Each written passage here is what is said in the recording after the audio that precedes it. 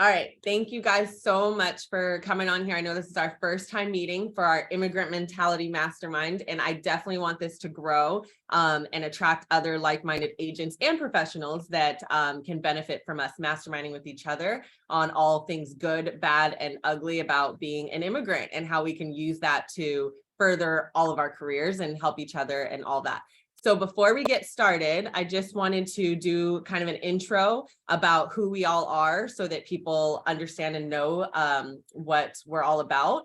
The reason this has become so passionate on my heart is my immigrant status has definitely played a huge role in my life, but I don't think until the recent year that I really recognized kind of the trauma related to it and how I have used it to catapult my career and some of the difficulties I've experienced with it, especially in the real estate market. Two things happened to me recently that made me just kind of realize. And then the other night when you guys saw all these like calendar invites around midnight, you can ask my husband because he was very annoyed with me. I felt so much passion on my heart to have a mastermind and have an event, which you know is in June that I already sent out that will be marketing, because I just think it's such an important topic. Let me tell you the two things that happened. So I helped a client that is an immigrant about 3 years ago. They did not trust anything about me when they first met me, but they were talking to me and they just didn't know who to trust. They didn't know what they didn't know. And I remember spending, and I'm not exaggerating, like 2 days straight talking with them in my office for hours. And they had this smoke screen up like I've got a realtor, but they were still talking to me and still really appreciating my value. I ended up selling their home and helping them buy a new home. And they were so appreciative of my knowledge, of my work ethic, of my willingness to help them and not see some of their challenges as issues. And what I mean by that is their immigrant status, right? They were immigrants, they weren't citizens yet, but they're absolutely entitled to buy a home and a property. And a lot of times people don't look past that, permanent resident status to say, how can we get this job done for you? So long story short, I checked in with them a little bit ago because I haven't seen them in a while because I had 2 babies since we closed on their homes, and I just really wasn't leaving the house much except for work. And we're going to have dinner soon. And one of the things they texted me was, thank you so much for taking such good care of us as immigrants. It's so scary out here. And you made us feel like there was nothing wrong with what we were experiencing, because really there was nothing wrong with their file. But sometimes when people just hear, oh, you're an immigrant or whatever, they just don't even think further or to even ask the question, right?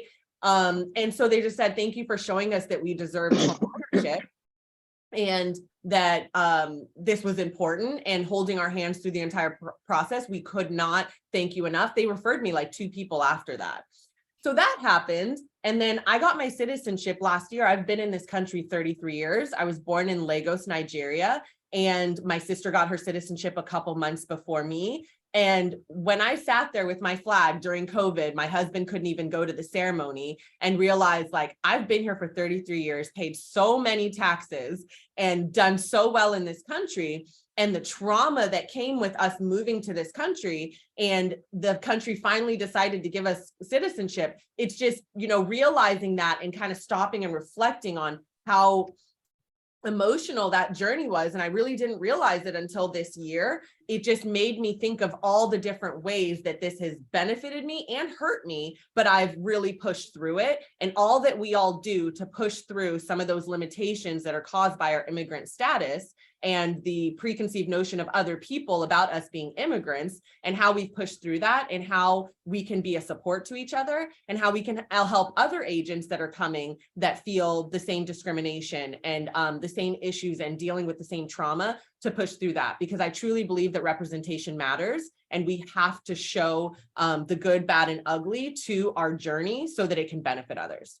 So I'm done talking. Now, I want OK to share, where are you from? Where are your parents from? When did you come to the country? And just a little bit, we're going to touch on it more, but just a little bit about the good, bad, and ugly that you've experienced being an immigrant in this country in general, and of course, as a real estate agent. Yeah, I am from Nigeria. from the eastern part of Nigeria, Enugu, born and raised in Enugu, went to another college in Port Harcourt. I've been in the US since 1993, 92. So I don't know how many years, almost 30 years, I think. Engineering background, came out here, got into IT. Like I mentioned, got into real estate by accident. And I've been doing it since then. Some of the challenges that I had in the beginning was, I'll say, from an investment standpoint, I struggled on the mortgage side of it, just because I felt they were not being efficient. I thought I had a very clean profile, but it took like almost 60 days to close one transaction. And I felt it wasn't supposed to be that way. So I basically perfected my skill in closing deals very quickly. I think the shortest time I closed the deal was about 7 days, from submission to getting the whole nine, getting a clear to close, and then closing the transaction. One of the challenges that I've had as a realtor has been, I live in Rockridge, Upper Rockridge part of Oakland, and I've sold, I believe, 3 houses since I've been in that neighborhood, but I've struggled to kind of break into it. And sometimes I feel, I wouldn't call it racism, but you're this, right? So some people like you, but then they won't give you that opportunity. Or maybe because at some point I felt maybe I was an independent realtor, doesn't have the brand behind me. But it doesn't stop me to do what I do. I continue to just push strong, push hard to get things done. So I think that's that immigrant mindset. Nothing can stop me. If it doesn't work, there must be another way to get it done. But outside of that, it's just been great doing what we do. I appreciate that. Jide, I know you are almost at your appointment, so please share with us all things Jide. Thank you, OK, for sharing. Go ahead, Jide, you have the floor. So my dad is Nigerian. My mom is Jamaican. I was born in New York and grew up just outside of Philadelphia. And I came out to the Bay Area for school, and then I ended up staying here. I think my experience is, I think I'm just gonna be blunt, because what I've experienced, I think, is probably similar to what you've experienced, Nneka, and OK, probably what you've experienced. I think our experience is going to be different than what Lin or Amanda probably have experienced. And I know for me, it's very clear that I knew from the beginning it was going to be more difficult to do business in this area because there's not enough Black people. And a lot of the Black people that are here, because of the history of this country, like we all know, they're brainwashed to think that even though we are professionals, that the white people know more. So they're not inclined to work with us. Whereas, Chinese people like to work with Chinese people, and Korean people like to work with Korean people, and we don't have that. And so there's no group that we can know we're going to get business from.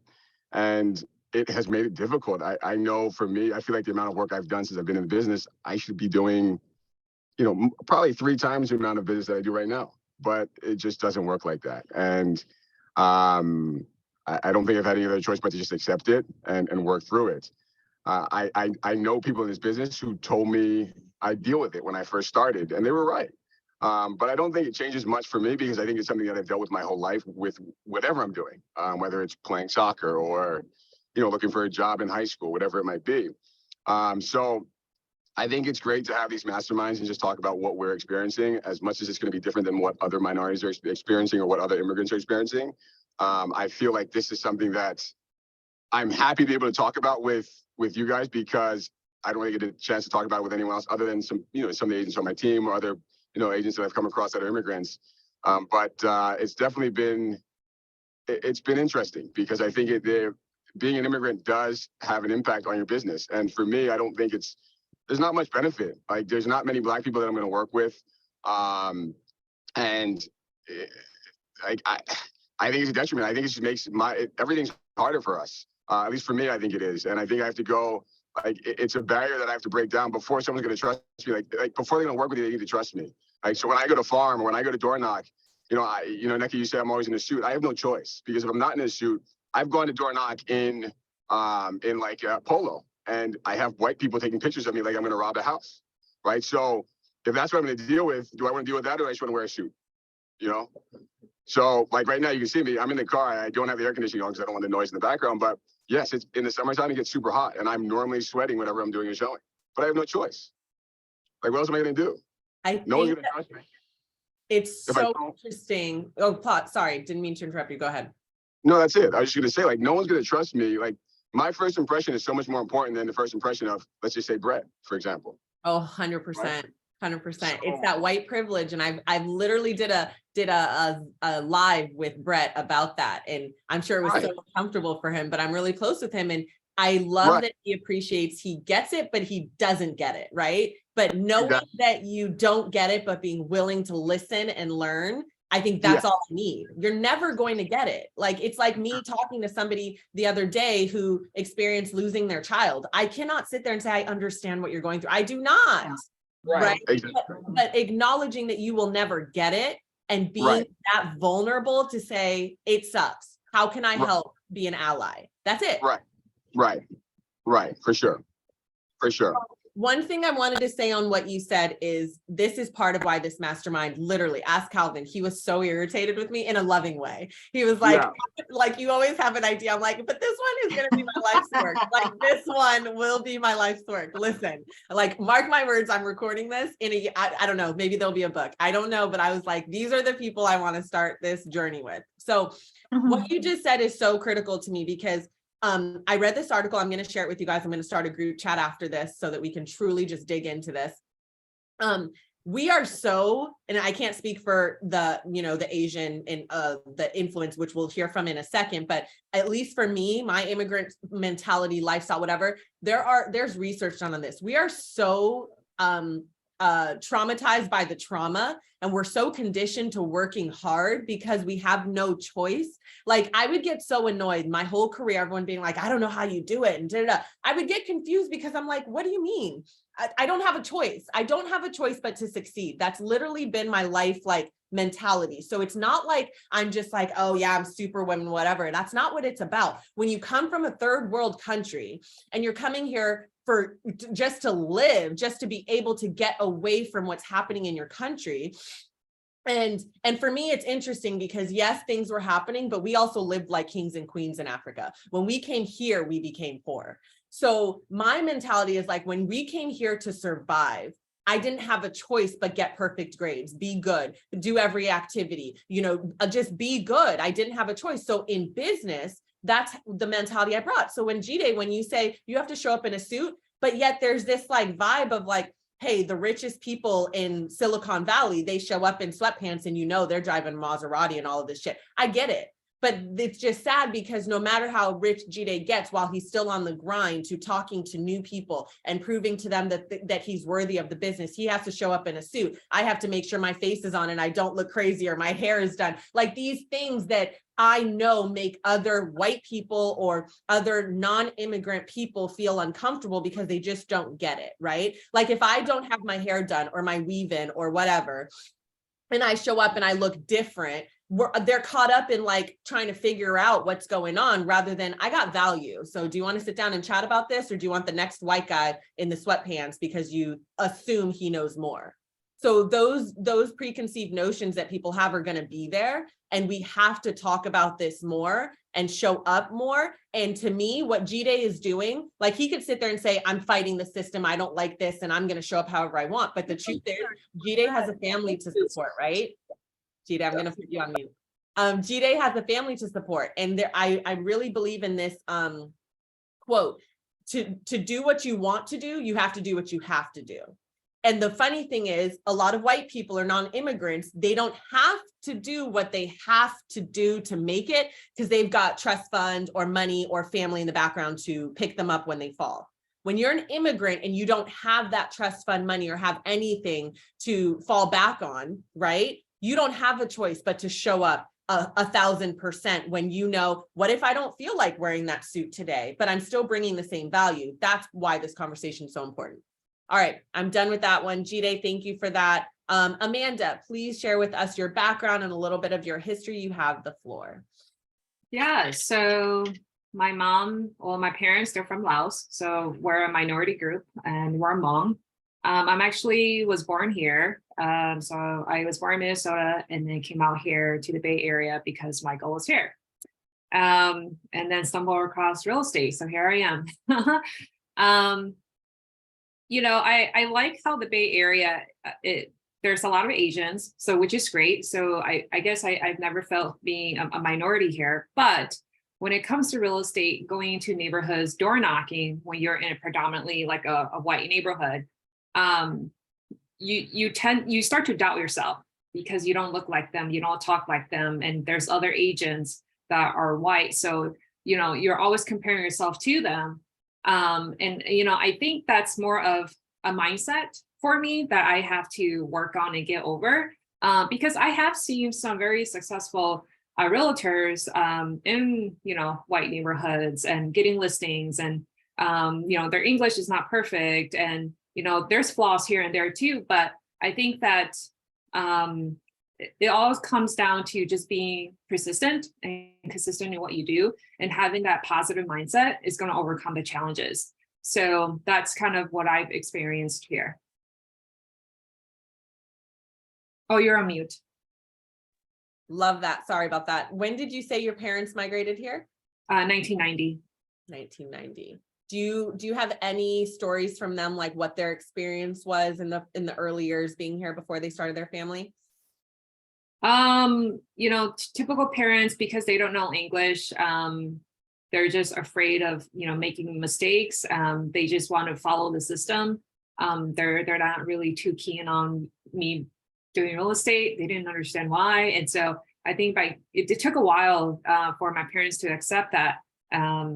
The results speaks louder, and they're happy. But it took a while. So that's funny that you bring that up, and Lynn, I'll cut to you in a second. I didn't tell anyone in my family for a year when I quit my corporate job. I didn't tell anyone. I just pretended I was still at my corporate job because I was so scared. So what I love about what you just said is, I've seen your Instagram. I've seen you post about how close you are with your mom and your husband's side as well. What I love about that, because it's very true in my culture, and I know OK and Jide will attest to this, it's so important that we take care of our parents. That's just what you do. And I know that that's important for you and Lin as well. So I think it's very amazing because, you see what their struggle was. You have some struggles, but you're committed to just that positive outlook on it and working hard to achieve what you want. But you're also taking care of your parents to make sure that they are okay. So despite them not understanding what real estate is, I see you hustling. I've known you for 5 years now, and I see you hustling to make sure that you're not proving. I've never known you to be like the person where you got to prove it to your parents. You're going to do it anyway. You're going to do what you want, but you're still taking care of them, even though they literally probably are not even supporting this because they think, like my parents, you should be an engineer or a doctor and there's nothing else. Yeah. So it's funny that you said that, because now, my parents, my siblings, they can all rely on me. They know that when it comes to financial, anything of financing, they know that I have their back. So it's kind of nice to see that the parents have finally accepted that. I know a lot of time parents, even though, in our culture, we do take care of our parents, but, sometimes they don't want to put that burden on you too. So they always want to tell you oh, no, you don't have to do this and that for me. You just need to focus on yourself. I care more about you. I just want you to have a good career in, being a doctor, a lawyer, and things like that. But I find the good thing is that my parents, they're not super traditional too. So which I'm thankful for, because they were happy that I'm happy. And I think as mom and daughter relationship, that's always the best thing. Love that. I love that. Lynn, please, you have the floor. Okay, well, thank you, NECA, for having that passion and not just thinking about it in your head, but actually doing something about it. So I came to this country when I was 2.5 years old. I was born in Taipei, Taiwan. My mom was working in a hospital. She was a nutritionist. And at the time, my dad came to, for graduate school to Detroit. And at that time, they could not bring their families over until they had a stipend. So he wasn't able to bring the family over until he was in a PhD program in Penn State. And so during that time, my mom lived as a single mom almost with my sister and I. And so when we came to this country, we met my dad in Pennsylvania. And all I remember is as a child, looking very different than all of my classmates in kindergarten. Like I probably was the only Asian there. And my parents were so poor that they did not have enough money to put me into preschool. So they threw me in to kindergarten without English skills from another country, looking different. And all I remember was I was so shy. I was like my first day at kindergarten. I didn't even want to raise my hand and say, I need to go to the bathroom or spill my milk. And I had to hold whatever I had like until my father came. I mean, it was just pretty like horrible. And I remember playing dolls with some girls, and someone was like, and she's like, can you pass the baby bottle? And I'm like, what's, like, I didn't know what a baby bottle was. And she looked at me and she's like, are you stupid? And I just remember that being maybe a childhood trauma. Is like, never in my life will I ever want to feel stupid or be called stupid. So anyway, like, I think that just began kind of like the fire in me for education and to learn everything about anything. And since then, you know, my parents have done well as immigrants. They have the hustle. So I got to see their hustle. And unfortunately, my mom is at the stage of her life right now where she has Alzheimer's. And I am probably going to be taking more and more care of her. You know, I go there to check up on them, you know, once a week and make sure she gets a bath and, you know, all of that. And I am very grateful for her because she was the one who instilled in us to never be renters, to always be homeowners and always, you know, invest in real estate. And so because of her, I am in real estate. I have literally zero interest in real estate because I was so busy with kids and, you know, volunteering at church and on the PTA. And, you know, I started a nonprofit for a children's museum. And so I was doing all these things and was like, you know, mom, but for 10 years, she was very persistent. And they always say moms know best. She's like, you need to get your real estate license. So to make my mom happy, I took one real estate class and never looked back. And it's very interesting because I used to actually be a DSO, which is a designated school official, because, you know, it is very near and dear to my heart that this country is a rich, you know, it is a melting pot. We see people of from all nations, of all cultures. You know, I used to want it to get into politics. I was serving a congressional internship in Capitol Hill. And I don't know, one day I might want to run for office because it just really, I really want to serve the people.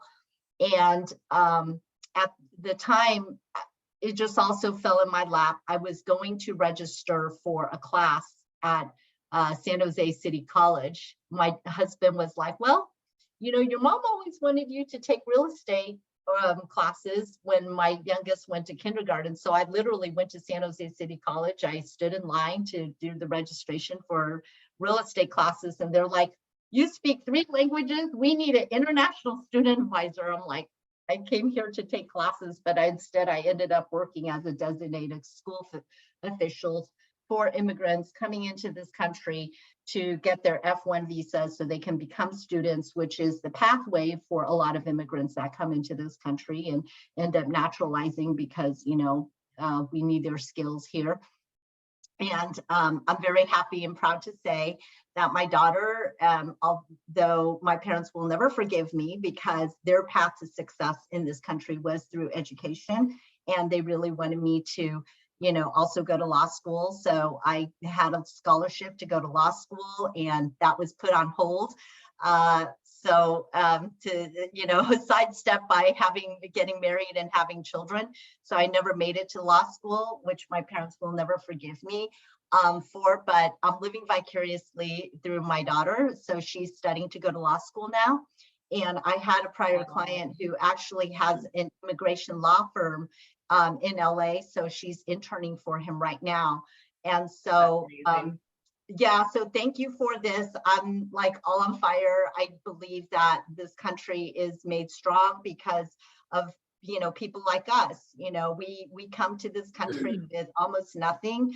I know my parents did not have much. I think my dad had $500 in his backpack when they came. I remember living in a tiny little apartment. We wore like clothes from secondhand dollar stores, and I remember during Christmas time looking into people's homes and seeing these beautiful Christmas trees, and we didn't have that. And I remember like telling my sister, I treat her like my daughter, my younger sister, but we had some paper towel tubes, and I just stuck holes in it, and I got ornaments that I made in kindergarten. I stuck in. I'm like, this is our Christmas tree. And I told her about Christmas. And my parents were working so hard. My dad was gone, and we kind of took care of ourselves. He was studying, he was getting his doctorate, and my mom was working like, late hours, to support the family, key punch job. But anyway, so I wanted to just what you touched on, a couple of things, and I took notes on it. What I feel is so important to pay attention to with your story is the trauma that you described, and the trauma that all of us have definitely experienced, and we haven't even talked about all of it. You turned that into something powerful towards your gift. What I've noticed about you since I've known you is that servitude mindset. Like everything you do is with real estate is in service of others. So the amount of effort, the amount of education, the amount of data, the amount of responsibility you feel you have in every file with every client, you take it to the next level. Where some people will just do the bare minimum, no matter what the file is, no matter what the dollar value is, you apply such a work ethic to it that it's amazing that you say things like, hey, I was never really interested in real estate. You did it somewhat as an obligation to please your mom, but you're so good at it because you see it as an obligation, but you also find, from my outside perspective, you find value and passion in doing it, and it comes through in every part that you do, so much so that you run yourself ragged sometimes overdoing it. So, but I think that's so precious. And then on the other flip side of it, we heard you talk about, your mom struggled, but I know your story, and I know the real estate that your family owns. Your mom and dad did the right thing, coming here with nothing and doing what they had to do for survival. They turned that into something where, God bless her, I'm so sorry that she's experiencing what she's experiencing health-wise, but now you're able to take care of her. But I know that you guys have been selling some properties randomly because you've been sitting on them for 20 plus years, because when they got here, they decided to feed into home ownership, and look at how that's benefited you and them. So for me, it's like you have to be you already are a representation for people. We need to put that on the grand stage and show you came here, you feel like you're starting from behind, you got to wear a suit every day to work, you're a brand new realtor, you're like, okay, you did lending, now you want to kind of do real estate a little bit more. Let me show you, my story and what I struggled with. Keep pushing, because here's the other side. And yes, I know that you're struggling to just make it, you're renting. Let me show you why you need to buy that property now, so that you in 20 years, you're still getting mailbox money, and it will appreciate. People get so scared. It's not just about the clients. This is about bringing up real estate agents to understand their power, to understand what is on the other side, to push through that trauma and use it for good while still working through it and making sure it doesn't affect other parts of their lives. So I'm just so grateful to all of your stories and for letting me record this so that I can share it on social media. And, I'll send it to all of you guys, of course. But what I want from this mastermind is the collective of us. Like, you have an idea, hey, I want to talk about this. I want to talk about it. I want to record it. I want to share it. And I want to discuss bringing other people into the group, but I want us to be kind of like, you guys will be like the board members of this, right? Like I want this to be our baby, our thing. Let's do whatever we want with it. But one of the things I want to do is like, Patty isn't, has an immigrant story. I would love to have her on here just to speak to that side of it, right? I would love to talk about code switching. Do you guys, I know probably G-Day and OK definitely know what code switching is. Do you guys know what code switching is? No, I do not. Okay, after this, I'm going to send you guys some stuff. OK and G-Day, you guys know what code switching is, right? We do it all the time. Do you? Yes. Yes. Okay. Okay. Do you? You said no? No. Okay. All right. No problem. So I would love to talk about those things because it's things we already do, trust me. But understanding its power, how it's being used, how it further perpetuates the trauma that we're all experiencing and working through that, I think is critical. Like I'm just all about entering into a new phase of my life that has more rest, more intentional, deliberate hustle, but with rest. And teaching people that are coming behind us. I think that's so important because like G-Day was mentioning, it's really sad how there isn't a lot of Black people in the South Bay, and I live in the South Bay and I'm not going anywhere, but you guys see me going to the East Bay a lot. There's definitely a lot of Black people there. So the Black people that are here, they practice code switching. You'll understand when I send it to you, but they're code switching at work every day, being something else because that's what they have to do, right? And I'm not saying that in a negative way. It's something that we all experience, but they're used to seeing all white people in a professional environment mostly. And so I knock on their door, like Amanda was mentioning. I know I'm a professional. I grew up in Scottsdale, Arizona, around all white people. I obviously was born in Lagos, Nigeria, so I know how to vibe with both sides. But when I come to them as professional as I am, knowing I have value, there is this piece of them that's thinking like, oh no, I got that white counterpart over here. This looks a little easier. Do you know what I mean? So like G-Day was mentioning, we have to try a little bit harder just to get the same opportunities our white counterparts or non-immigrants, I should say, have, right? So something I want to speak to. So I'm going to start that group chat. You guys have anything you want to bring to this? I would love it. I can't remember the date. Is it like June 3rd or something? I want to host an event.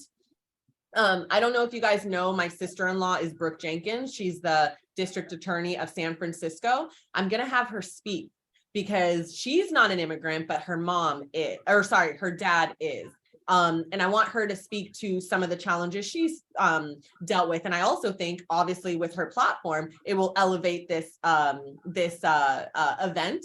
And she's very close with the mayor. Like, I really want this to be a conversation that we have. And I want to help other immigrant professionals that are struggling with this. And also, I want us to be able to attract the clients that are scared or feeling like they can't achieve home ownership to feel like they have a place to come to us.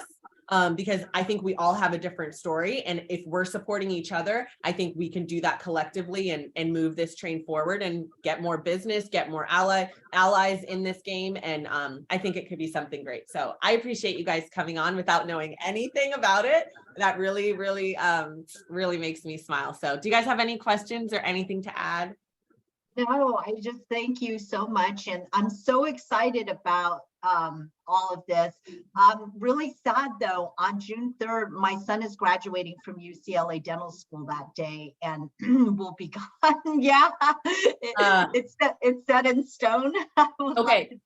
Is it June? I can't even remember what day. Let me look. Yeah, you had it on June 3rd from 3 to 5. Immigrant Mentality. I will try and find another date. I'll check it with you guys because I want you guys have to be there. So it's no, okay. We want to be there. And I'm like, that's the only day where yeah.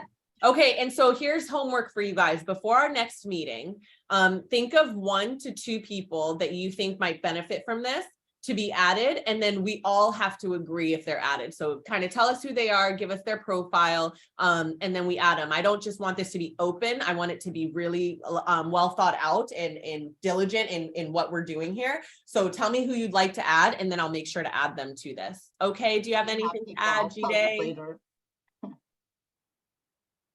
Okay, are you good? Yeah, I'm good. Thank you. This is great. Yeah, it's simply great. I'm excited. Awesome. Good. One last thought while I have it recording so I don't forget. I do want all of us to have our partners on like a session one time and record and just see what they're, because my husband has a very interesting take on dealing with me and my immigrant mentality and my hustle mentality and just like everything that, you know, is being in a relationship with me. So I think it's important. Should probably have a support group for partners of immigrants that are hustle like we are. Well, my husband is an immigrant, so he Well, probably, but still, but I don't know your husband, but I know about your husband, and you're more of that hustle driver in the relationship. I know G-Day is. I'm just getting to know okay, but I'm guessing he is. And I know for sure Amanda is. And of course I am as well. So I think it's that, you know, the ones that adopt that mentality, I think it can be traumatic for our partners, but we can offer them support. so NECA, when is our next meeting? In 2 weeks. It's going to be every 2 weeks. Oh, every 2 weeks, okay. Yeah. And if this time doesn't work, but I thought it was a good time on a Friday, you know, before the afternoon, before the weekend hits. So, okay, maybe next weekend, maybe I can have everyone at my house. We'll figure it out, but I want to make this fun, but I also want to make it that we're doing something for the community and reaching people on a larger level. Okay. All right, thank you so guys. much, Bye, guys. NECA. Bye, Bye. everyone. Thank Have you. a great weekend. Yeah.